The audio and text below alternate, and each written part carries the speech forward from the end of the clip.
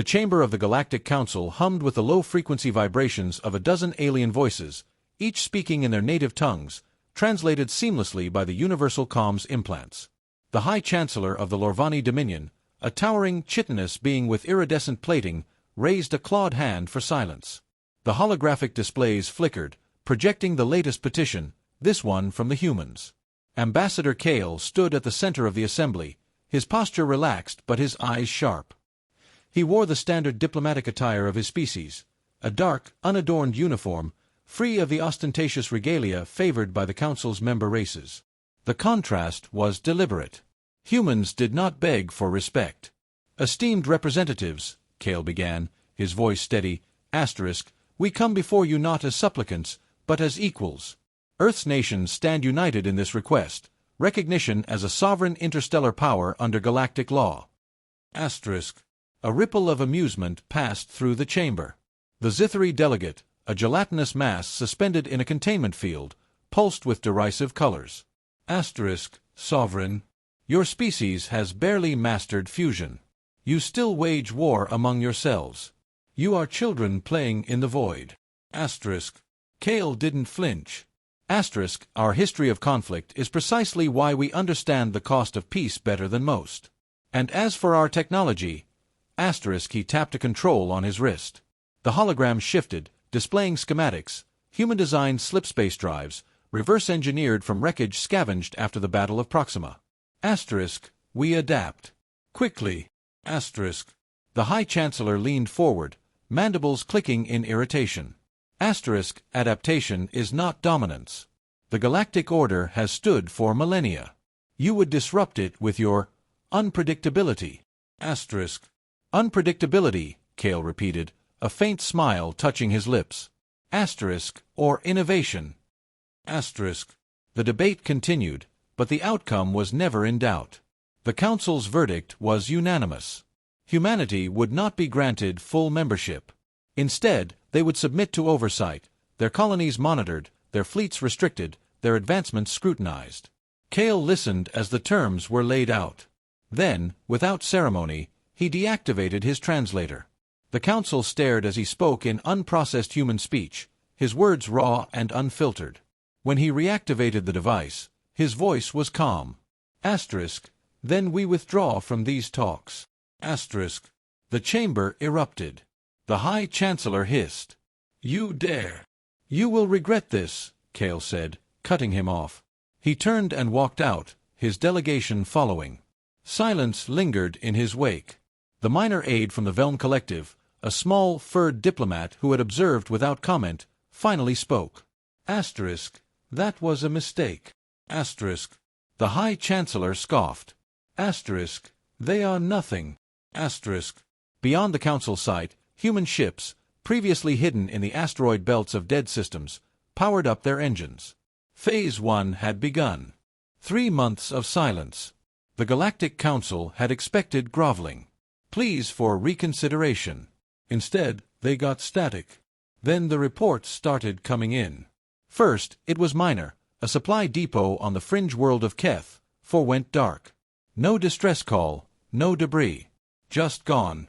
The Lorvani overseers dismissed it as mechanical failure. Then a Zithri patrol vanished near the human colony of New Terra. Then another. And another. The High Chancellor summoned the military commanders. Explain this incompetence. Admiral Vri of the Lorvani Armada bristled. It's not incompetence. It's them.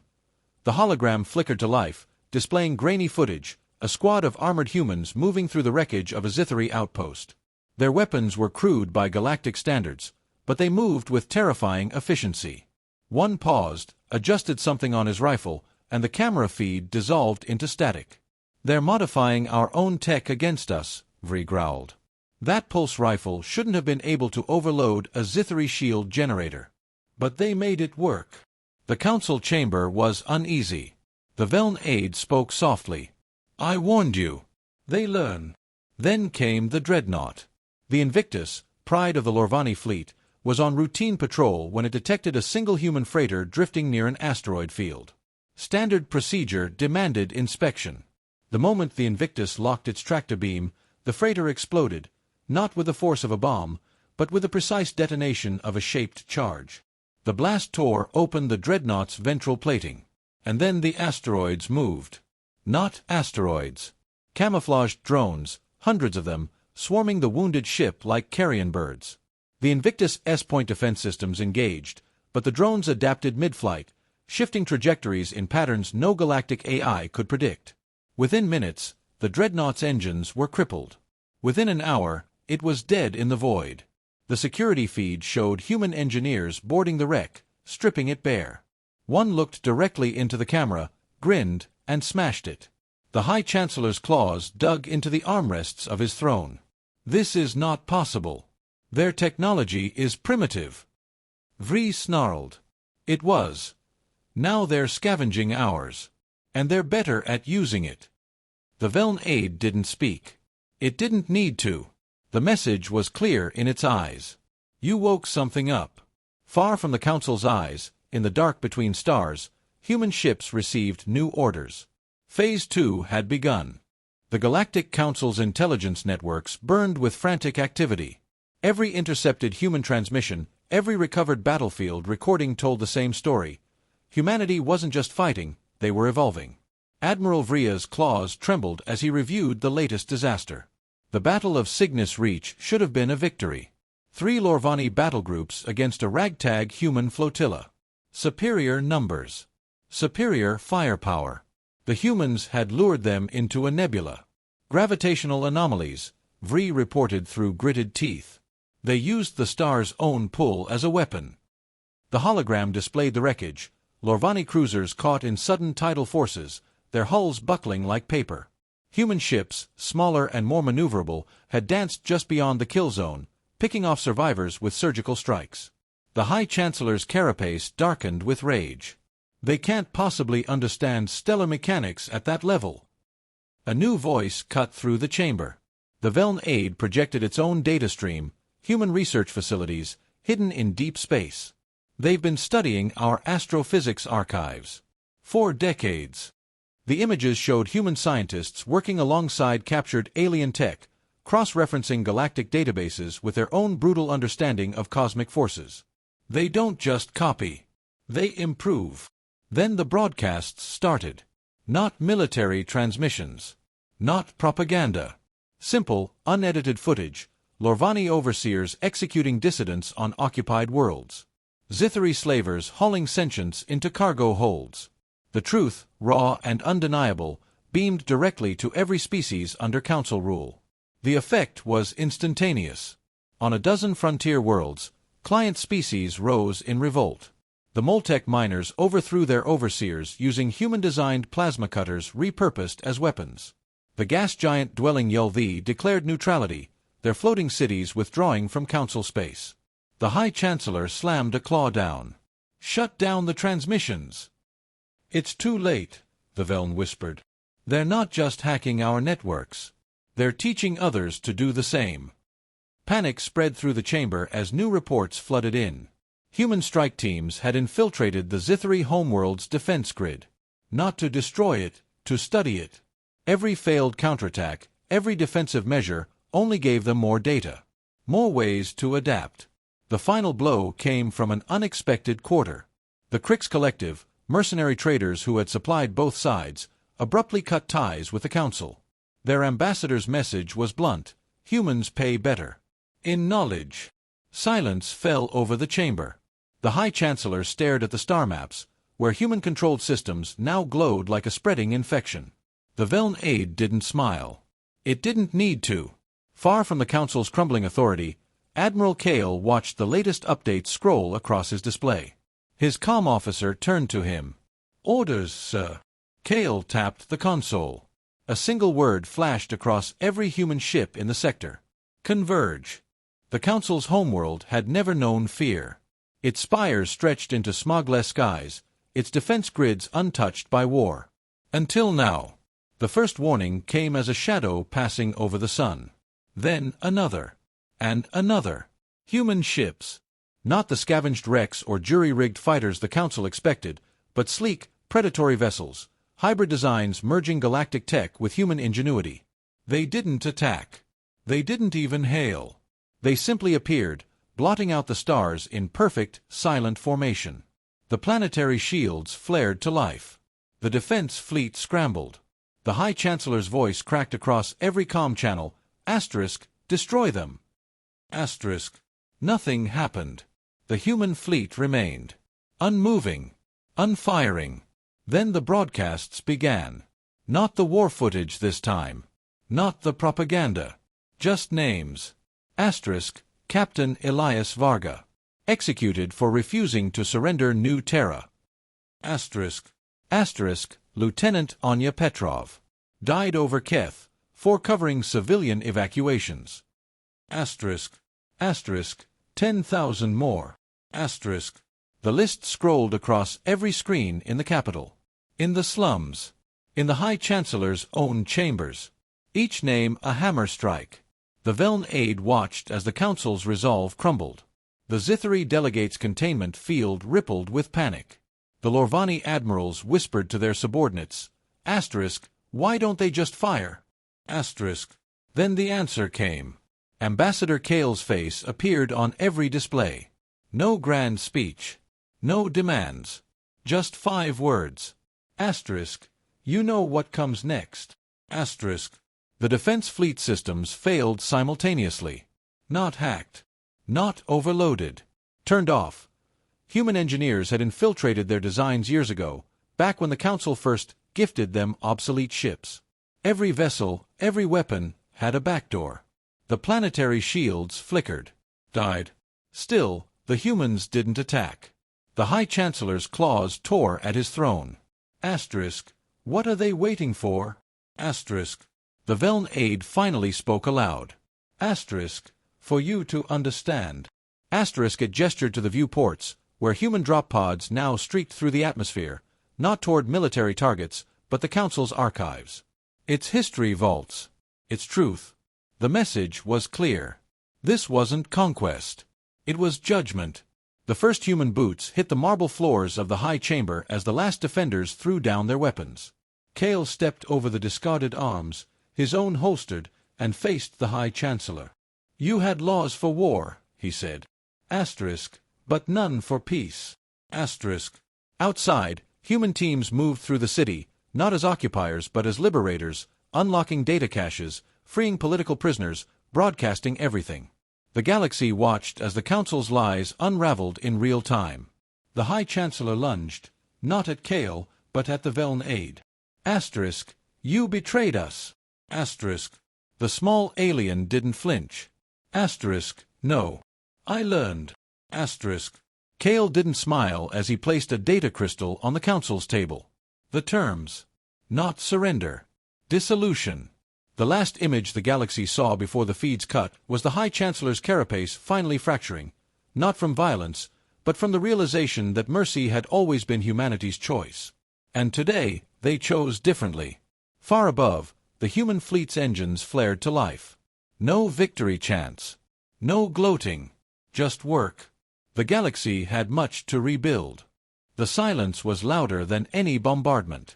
7 solar rotations, the human fleet held orbit over the Council's shattered capital, their weapons cold but their presence undeniable. The galaxy held its breath. Then the first transmissions crackled across the void, not from human commanders, but from the liberated worlds. Moltec miners broadcasting their first free elections.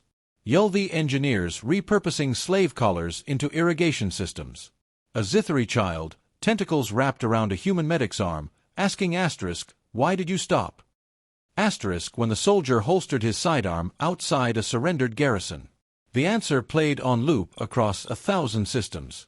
Ambassador Kale stood before the ruins of the High Chamber, the fractured carapace of the former Chancellor at his feet, and addressed the galaxy through the still rolling feeds. Asterisk. Because we remember. Asterisk. The data surge hit like a tidal wave.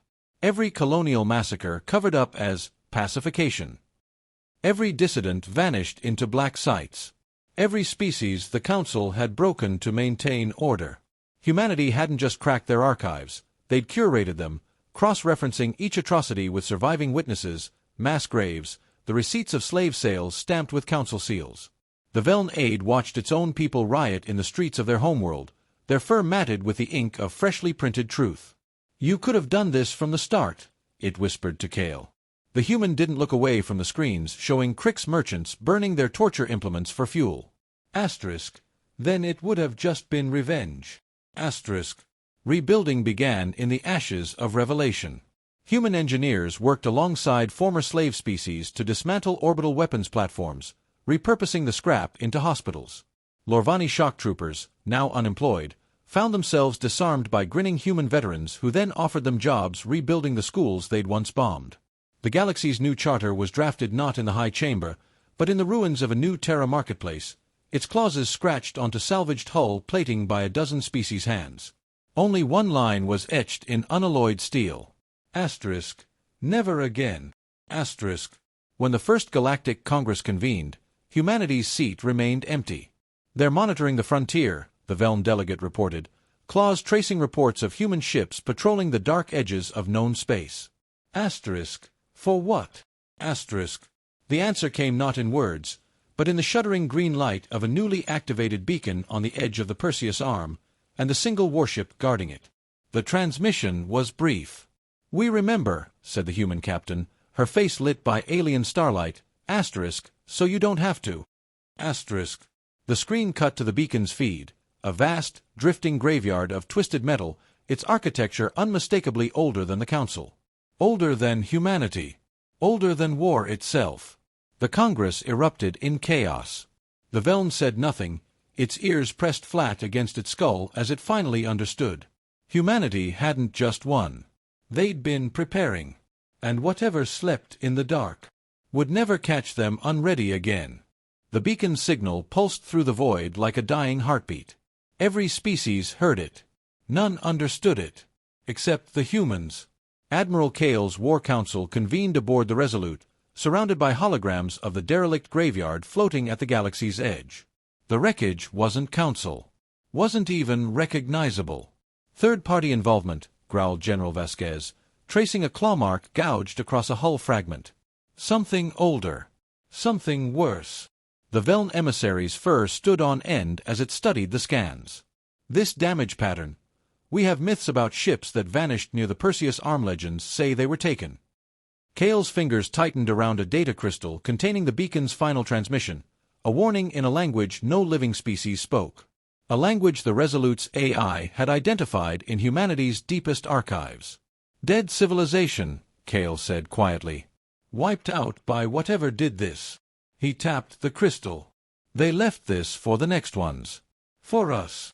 Panic rippled through the fledgling Galactic Congress when the humans shared the discovery. The Lorvani remnants demanded immediate militarization. The Moltec begged for evacuation plans. The Yulthi simply vanished into their gas giants, sealing their cities. Only the Veln asked the right question. "Why show us now?" Kale's response played across every surviving Council screen. "Because we're not the first." The footage rolled, ancient battles against shadows that moved between stars, entire fleets consumed by something that left only fractured spacetime in its wake. The beacon's creators had fought, had lost, had died screaming coordinates that matched current human patrol routes. General Vasquez's strike teams were already moving. Not to fight, to prepare. Deep in the asteroid belts, human engineers repurposed stolen Council shipyards, building not warships but something leaner. Hungrier. The Resolute's logs showed test footage, a prototype weapon tearing a hole in reality itself before vanishing. Fifth-generation slip-space rupture devices, Vasquez told the horrified Congress delegates.